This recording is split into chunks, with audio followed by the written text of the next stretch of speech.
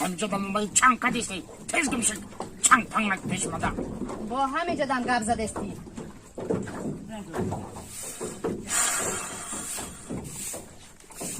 صد افسوس هزار افسوس که مدت تو حیف شدم فهمیدی؟ حیف مرا گوشکی مادر تو حیف شدم فهمیدی؟ نه از حیف فهمیدی؟ صد افسوس که مدت تو حیف شدم ده حیف مادر تو حیف شدم فهمیدی؟ دمشه ایسا نه از حیف فهمیدی نه حیف صد افسوس که مادر تو حیف شدم یک کلدم که زندگی کرده گشتم حالی که من تو را نمیگرفتم در پیش پراد و ششته دوشنبه تماشا میرسم فهمیدی؟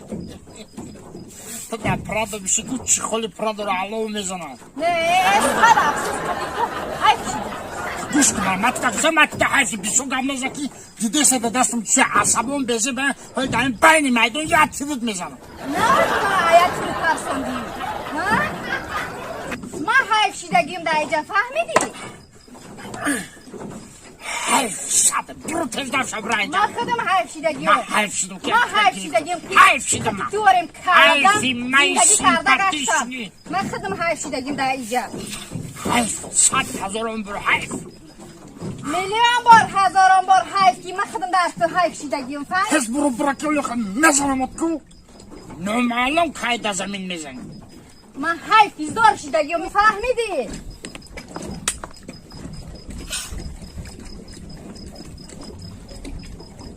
تا حالا بای بچه تو میدونی که بدم کلی کسافتت 100 میلیون بار حیف شدم تو چی بازیقی؟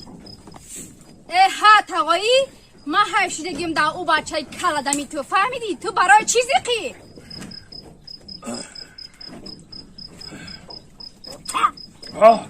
چی بازیقی آخی؟ آخه تو میگی که ما حیف شدم در او کلون میگه که ما حیف شدم در او انا زیقی ما میدونی برای چه بچه؟ همون روزی توی شما یا باقا کشتا بودم که انا ما باقا حیف شده در شما فهمیدی؟